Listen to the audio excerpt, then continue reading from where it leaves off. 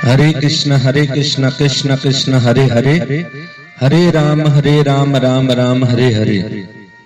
तो सभी भक्तों का आज की इस कृष्ण कथा में हार्दिक स्वागत है। आज हम भगवान के एक अर्चा विग्रह अवतार जो इस धरती पर प्रकट हुए और हम हमारी इस भौतिक आंखों से इस रबर की मांस के टुकड़े की आंखों से भी हम भगवान का दर्शन कर सकते हैं। और उस भगवान के अर्चा विग्रह अवतार का नाम है भगवान श्रीनाथ जी प्राकट्य कथा। और इसी कथा में भगवान ने अपने भक्त के लिए खीर चुराई थी, तो उस खीर चोर गोपीनाथ की कथा भी हम सुनेंगे। और इसी में हम जो चंदन यात्रा अक्षय तृतीया यानी कल से शुरू हुई, उस चंदन यात्रा की कथा कैसे शुरू हुई उसको भी समझने का प्रयास करेंगे। और हमारे गुरु परंपरा में चैतन्य महाप्रभु के गुरु हुए ईश्वरपुरी और ईश्वरपुरी के गुरु हुए माधवेंद्रपुरी। तो हम माधवेंद्रपुरी की कथा को भी इसमें समझेंगे और किस प्रकार उन्होंने भगवान से प्रेम किया और भगवान ने कैसे उनको दर्शन दिए। तो ये कथा आती है चैतन्य महाप्रभु जब जगन्नाथपुरी जा रहे थे। अद्वैत आचार्य के घर से चैतन्य महाप्रभु जब जगन्नाथपुरी शांतिपुर से जगन्नाथपुरी की ओर जा रहे हैं, उस समय चैतन्य महाप्रभु के साथ 4 भक्त थे। नित्यानंद प्रभु, हरिदास ठाकुर, श्री गदाधर पंडित और मुकुंद। इन चारों भक्तों के साथ चैतन्य महाप्रभु जब जगन्नाथपुरी की ओर जा रहे हैं, उस समय बीच में रास्ते में एक मंदिर आता है और वहां पर रेमुणा उस स्थान का नाम है। वहां पर खीर चोरा गोपीनाथ का मंदिर है। भगवान गोपीनाथ जी हैं और उस भगवान का नाम है खीर चोर गोपीनाथ। वहां पर चैतन्य महाप्रभु ने भगवान को जब प्रणाम किया तो भगवान के मस्तिष्क पर जो फूलों का गुच्छा था वहां से गिर करके चैतन्य महाप्रभु के ऊपर गिरा। चैतन्य महाप्रभु बहुत प्रसन्न हुए और जोर से उस मंदिर में कीर्तन करने लगे।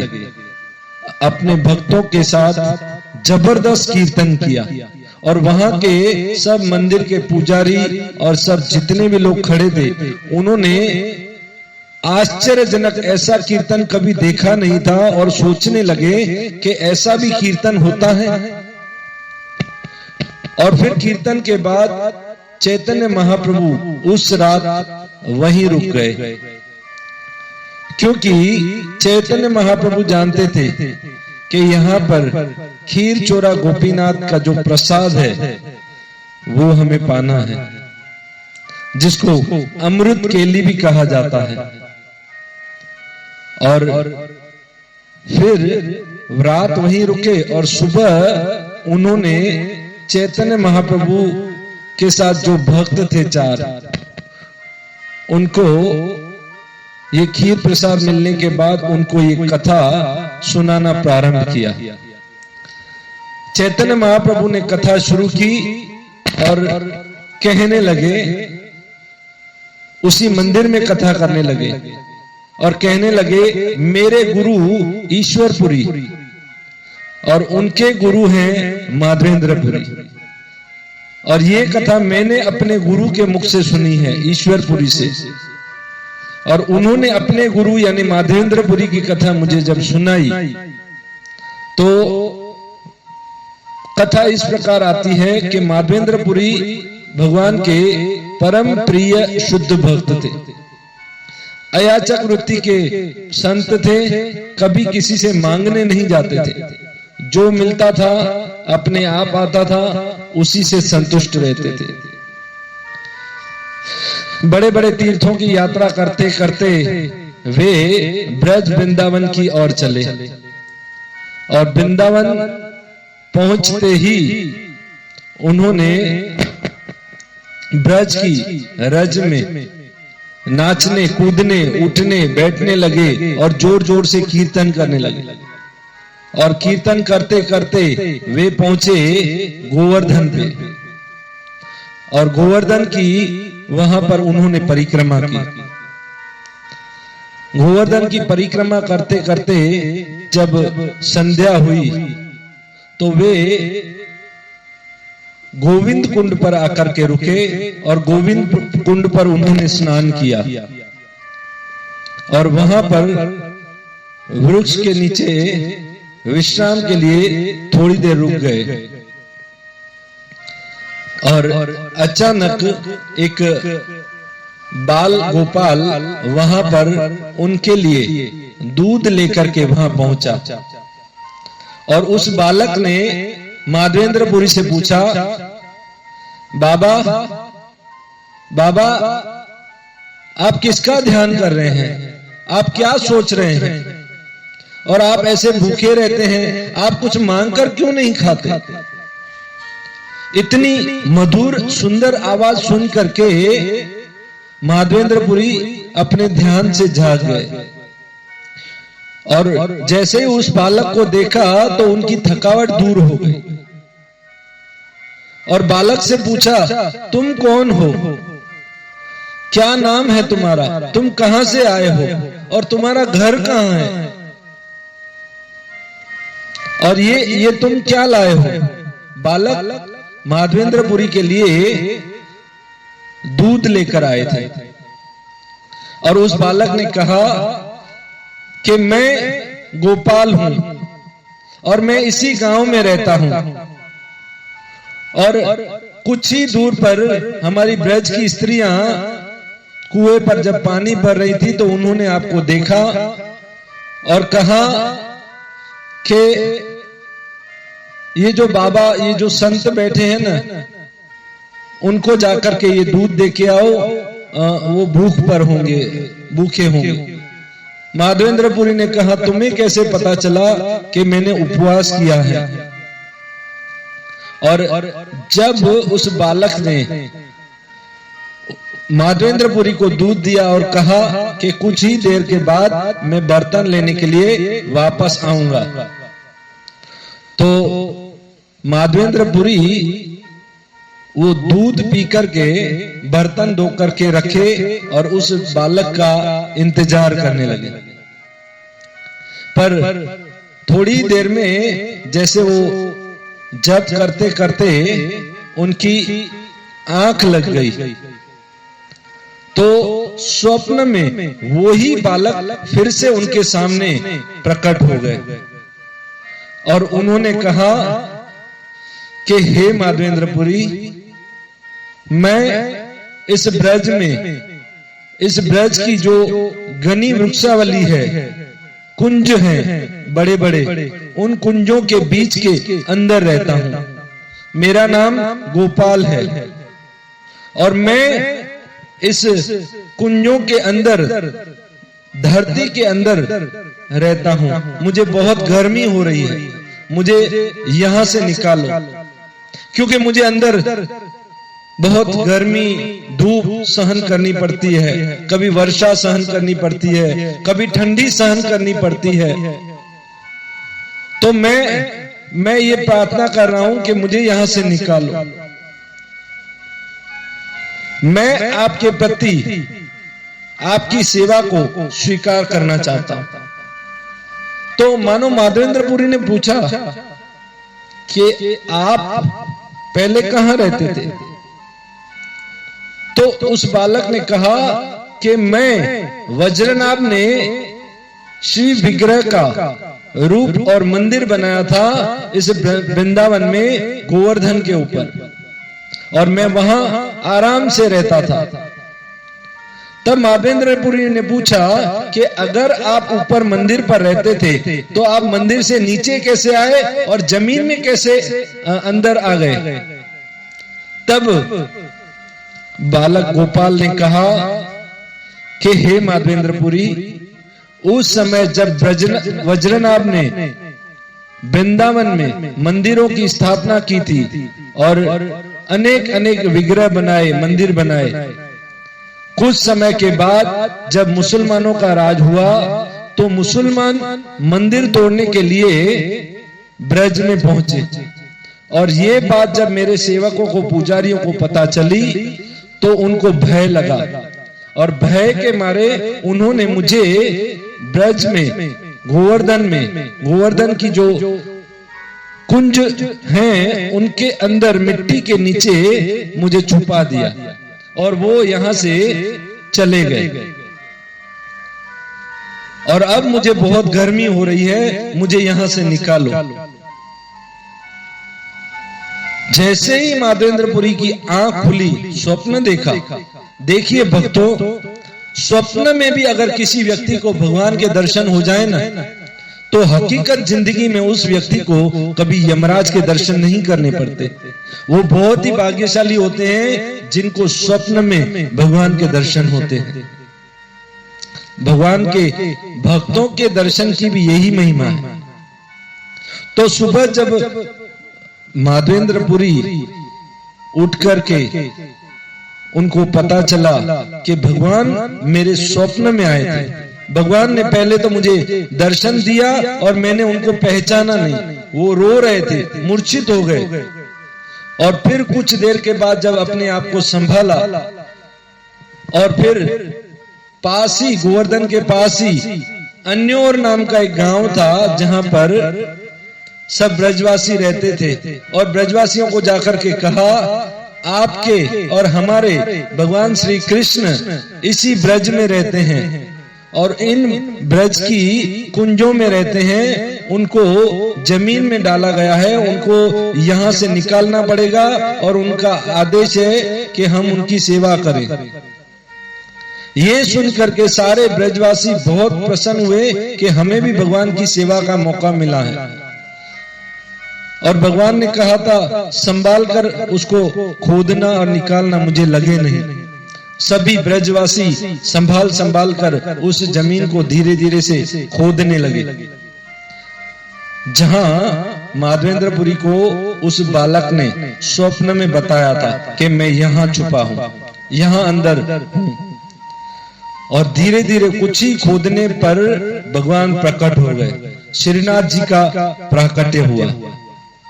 ये श्रीनाथ जी वही हैं जो आज हमारे 4 संप्रदाय के अंतर्गत वल्लभाचार्य ने जिनकी सेवा की और आज उदयपुर में हैं, नाथ द्वारा में।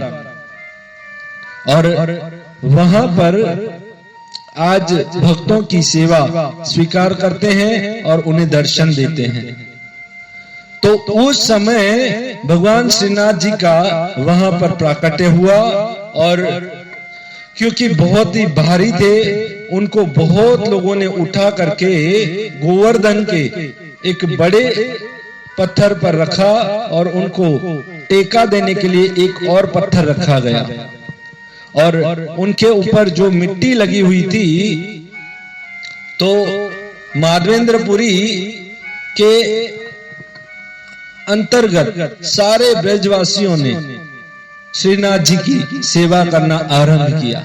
सभी लोग पहले तो गोविंद कुंड से जल के मटके भर भर के लेके आए और भगवान का जल से अभिषेक करने लगे और उनकी मिट्टी को उतारने लगे। सभी ब्रजवासियों वहां पर बाजे, गीत, नगारे, सब भजन गाने लगे, कीर्तन करने लगे और वहां पर उनको उस पानी से अभिषेक किया गया।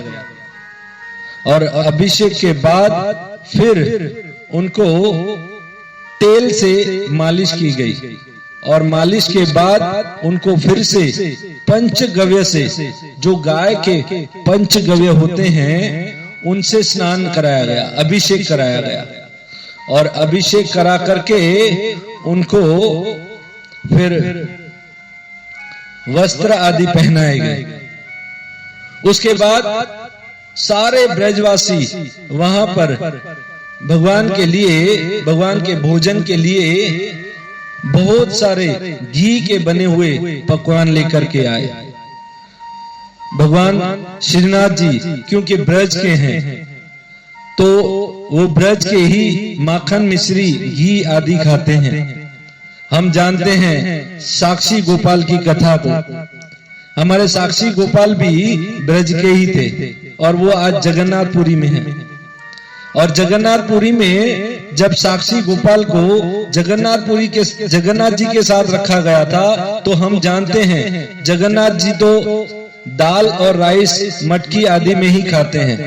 जैसा उनके भक्त सादा जीवन जीते हैं, खाते हैं, वैसा जगन्नाथ जी खाते हैं।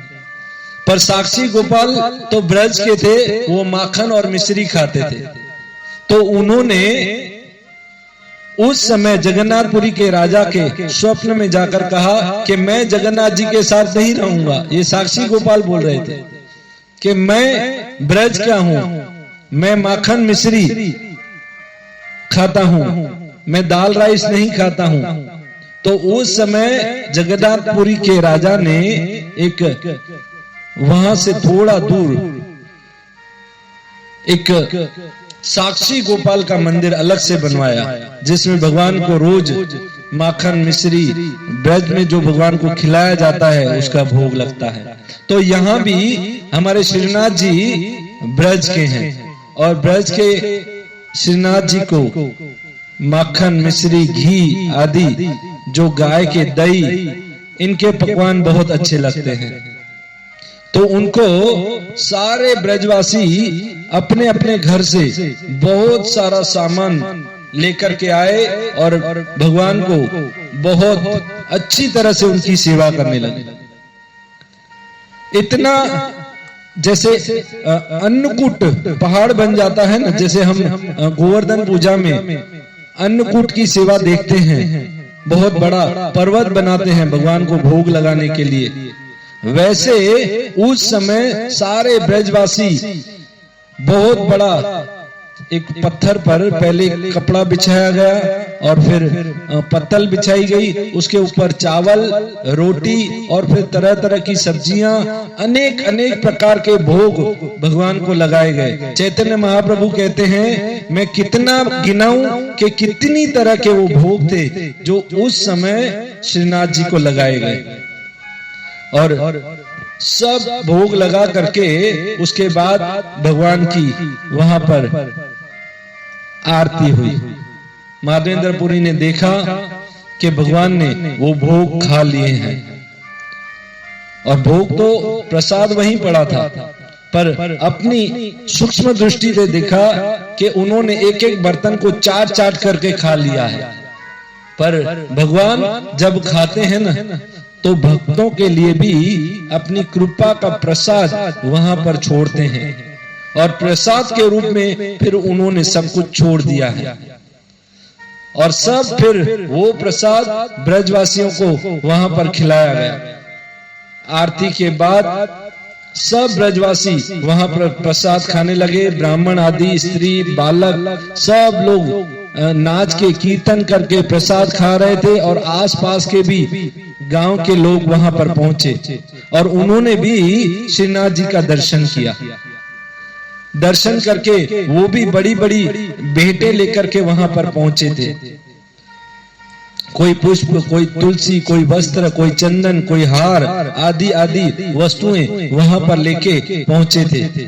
और सारे ब्रजवासियों के बाद जो रोज उनको अन्नकूट का भोग लगता, जैसे आज ब्रजवासियों ने, वृंदावन वालों ने या गोवर्धन के वासियों ने भोग लगाया, तो उस समय, आज तो गोवर्धन के आसपास, ब्रज के आसपास 1200 गांव हैं, परंतु उस समय जितने भी गांव थे वहां से रोज एक गांव का नंबर लगता और रोज भगवान को अन्नकूट का भोग लगता, बहुत अच्छी तरह सुंदर तरह से, और बड़ा उत्सव मनाया जा रहा था वहां पर कि ब्रज में भगवान प्रकट हुए हैं, श्रीनाथ जी प्रकट हुए हैं।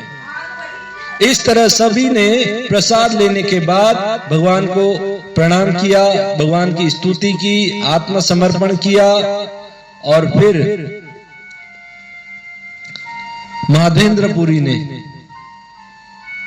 वहां पर कई भक्तों को दीक्षित किया, दीक्षा दी। और उस गांव में पता चला लोगों को, आसपास के शहर जैसे वहां पर मथुरा में बड़े बड़े धनी लोगों को पता चला कि भगवान प्रकट हुए हैं, तो कोई सोने का सिंहासन, कोई सोने का हार, चांदी, वस्त्र, चंदन, गंध, मिठाई आदि आदि वहां पर लाने लगे। और एक क्षत्रिय राजा ने ये ऐलान किया कि श्रीनाथ जी का मंदिर वहां पर मैं बनवाऊंगा। और इस तरह वहां पर श्रीनाथ जी का मंदिर बना और भगवान के अच्छी तरह ठाट बाट से अब भगवान की वहां पर सेवा होने लगी। वहां पर उड़ीसा से 2 ब्राह्मण आए थे, उनको भी माधवेंद्रपुरी ने दीक्षा दी और भगवान की सेवा में, मंदिर में सेवा में लगा दिया। और फिर जब अच्छी तरह भगवान की सेवा होने लगी तो एक दिन फिर से माधवेंद्रपुरी के स्वप्न में भगवान आए। भगवान ने कहा कि हे माधवेंद्र, मुझे अब बहुत गर्मी हो रही है, क्योंकि मैं बहुत समय तक नीचे मिट्टी में रहा, मुझे, मेरे शरीर को ताप लग रहा है और ये गर्मी मुझे अच्छी नहीं लगती, इसलिए मुझे कुछ ठंडक चाहिए। तुम जाओ मलयगिरी चंदन से, नीलाचल पर्वत पर जाओ और मलयगिरी चंदन मेरे लिए लेकर के आओ। जैसे ही भगवान का स्वप्न में ये आदेश पाया तो प्रसन्न हो गए फिर से कि भगवान ने मुझे फिर से आदेश दिया है, मुझे सेवा में लगाया है। माधवेंद्रपुरी बहुत खुश हुए और वे निकल पड़े जगन्नाथपुरी की ओर। वहां उस समय तो कोई गाड़ियां या बैलगाड़ी या ऐसा भी कुछ नहीं था कि वहां पर कैसे जाएं, तो पैदल पैदल ही निकल पड़े। बहुत लंबी सेवा थी, वृंदावन से जगन्नाथपुरी जाना आसान नहीं है, और वो भी पैदल, नंगे पांव। रास्ते जो होते हैं उबड़ खाबड़ होते हैं। उस समय प्रेम और आनंद से विहल उत्सव में उत्साह बहुत था। माधवेंद्रपुरी निकल पड़े और बीच रास्ते में जैसे रेमुणा आया और रेमुणा में गोपीनाथ जी का मंदिर था। गोपीनाथ जी के मंदिर में माधवेंद्रपुरी रुके और कुछ समय तक उन्होंने वहां पर कीर्तन किया और कीर्तन किया। कीर्तन के बाद उन्होंने जब कीर्तन किया, कीर्तन के बाद उन्होंने देखा गोपीनाथ को, और गोपीनाथ बहुत ही प्रसन्न मुद्रा में दिख रहे थे। भगवान बहुत प्रसन्न थे और हट्टे खट्टे दिख रहे थे। भगवान की जब बहुत अच्छी तरह सेवा होती है ना, तो भगवान प्रसन्न दिखते ही हैं। तो उन्होंने पुजारियों से पूछा कि आप भगवान की सेवा कैसे करते हो, भगवान को आप क्या भोग लगाते हो, क्या खिलाते हो भगवान को। तब गोपीनाथ के पुजारियों ने कहा कि हम भगवान को रोज 12 मटकी खीर खिलाते हैं। ये खीर चावल की नहीं, जैसे दूध को बहुत देर तक उबाला जाता है और उसकी रबड़ी बनाई जाती है, इस प्रकार की खीर होती है जिसको अमृत केली कहते हैं। और वो खीर पूरी पृथ्वी पर यहां से अच्छी नहीं बनती, और यहां पर वो रोज भगवान को भोग लगती है। और फिर भोग लगने के बाद प्रसाद के रूप में हम यहां भक्तों को बांट देते हैं।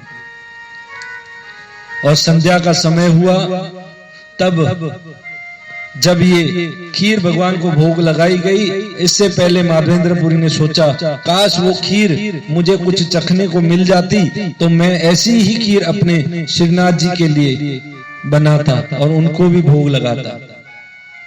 परंतु थोड़ी देर में उनके मन में विचार आया कि ये मन में मेरे विचार आया कैसे, अभी तो भगवान को भोग लगा ही नहीं है। ये बहुत गलत विचार है कि भगवान को भोग लगाए बिना ही मेरे मन में ये विचार आ गया कि मैं इस खीर को टेस्ट करूं। और वो मंदिर से बाहर चले गए और रात का समय हो गया तो बाजार में जाकर बैठ गए और भगवान के नाम का जप करने लगे। जब वो वहां पर बैठ गए और जप करने लगे, उसी समय उस गोपीनाथ के मंदिर में जब रात को भगवान को खीर भोग लगाई गई थी तो उस पुजारी ने जो मटकियां उठाई उसमें उन्होंने जल्दी जल्दी में गिना नहीं और 11 मटकी उठा ली और बांट दी।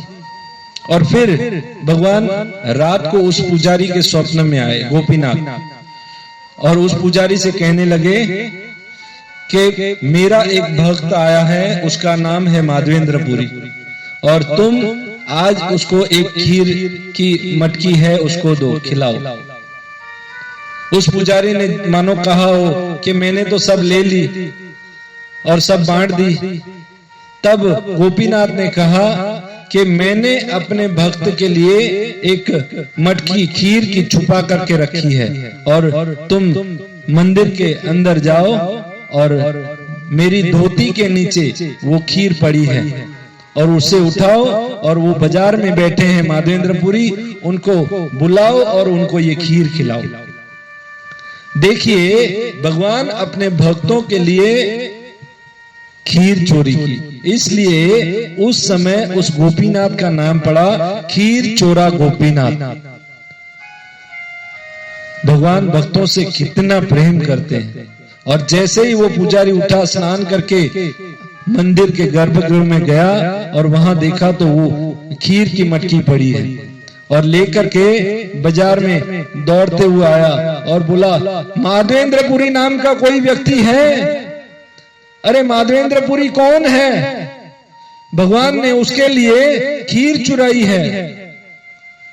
माधवेंद्रपुरी ने जैसे ही सुना और कहा मैं माधवेंद्रपुरी हूं, तब वो पुजारी उसके चरणों में गिर गया और कहा कि धन्य है आप, भगवान ने आप जैसे भक्तों के लिए खीर चुराई है।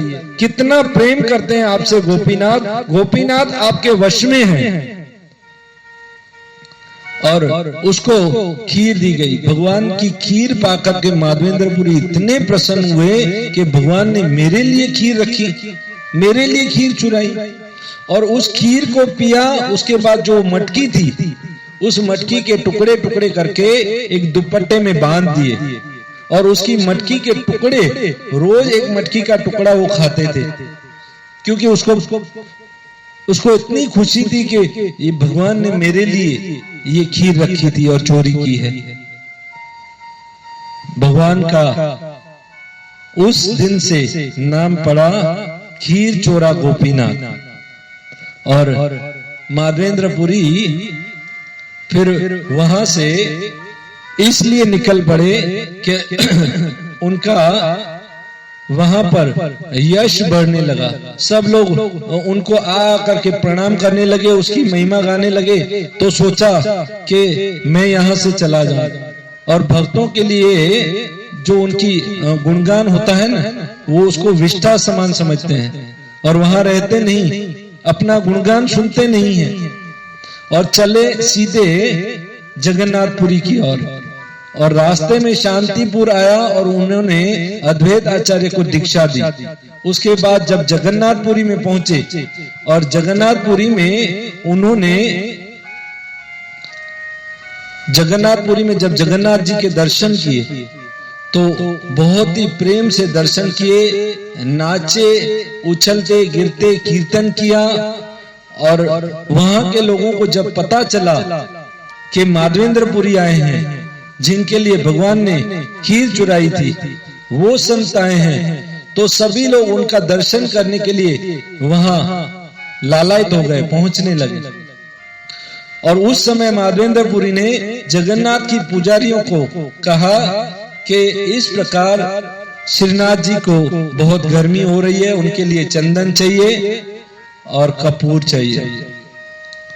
तब सभी पुजारियों ने और वहां के सभी भक्तों को ये बात पता चली, तो उनको मलयगिरी पर्वत पर जाना ही नहीं पड़ा। सारा चंदन और कपूर उस जगन्नाथपुरी से ही मिल गया और ये बात वहां के राजा को भी पता चली। और इस तरह उन्होंने 20 किलो यानी 40 मण चंदन और 20 तोला कपूर, और उनको उस राजा ने 2 सेवक भी दिए, एक ब्राह्मण और एक जो वजन उठाने वाला सेवक था, और एक सरकारी पत्र भी लिख करके दिया कि इनको रास्ते में कोई भी हैरान परेशान ना करे और इनसे कोई भी टैक्स वसूल ना करे। इस तरह चंदन और कपूर लेकर के माधवेंद्रपुरी फिर से ब्रज वृंदावन की ओर चलने लगे बड़े उत्साह से। कोई चिंता नहीं थी क्योंकि उस समय मुसलमानों का शासन था, बीच में रास्ते में लोग बहुत परेशान करते थे और जो ऐसा चंदन और कुछ सामान कीमती ले जाते थे तो उन्हें तो बहुत परेशान किया जाता था। परंतु क्योंकि भगवान की सेवा करनी थी, मन में बहुत उत्साह था और वो चंदन लेकर के जब निकले तो कुछ समय के बाद फिर से वे रेमुणा पहुंचे और उन्होंने फिर से खीर चोरा गोपीनाथ का दर्शन किया। उनको बड़े आदर से बिठाया गया, उनको खीर दी गई और फिर वहीं पर एक दिन वहां रुके जब, तो भगवान फिर से रात को उनके स्वप्न में आए। और कौन स्वप्न में आए? ब्रज के श्रीनाथ जी। उन्होंने कहा कि हे माधवेंद्र, तुम्हारा चंदन और कपूर मुझे मिल चुका है, अब तुम ये चंदन और कपूर यहाँ खीर चोर गोपीनाथ को ही दे दो और गोपीनाथ के शरीर पर ही इस चंदन को लगाओ, तो मेरा ताप अपने आप दूर हो जाएगा, मुझे तुम्हारा चंदन मिल गया।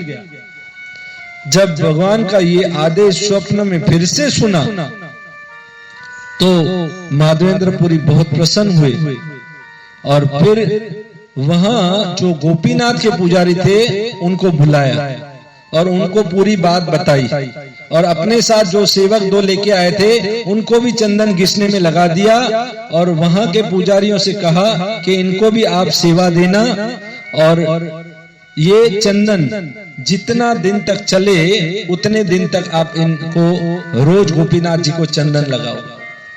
और वहां के पुजारी भी बहुत प्रसन्न हुए और रोज घिस करके वो चंदन भगवान गोपीनाथ को लगाने लगे। और लगभग उस समय वो चंदन 71 दिन तक भगवान को लगाया गया, जो कि आज हम 21 दिन तक ये चंदन यात्रा मनाते हैं और 21 दिन तक भगवान को चंदन हर मंदिर में लगाया जाता है। इस प्रकार चंदन यात्रा का आरंभ तब से हुआ और ये कथा चैतन्य महाप्रभु सुना रहे हैं उसी मंदिर में 4 भक्तों को, अपने साथ जो आए थे नित्यानंद, गदाधर आदि। तो इस प्रकार हम देखते हैं माधवेंद्रपुरी को एक बार बालक के रूप में भगवान ने साक्षात दर्शन दिए और 3 बार भगवान ने उनको स्वप्न में दर्शन दिए और उनके लिए ही भगवान खीर चोरा गोपीनाथ बने।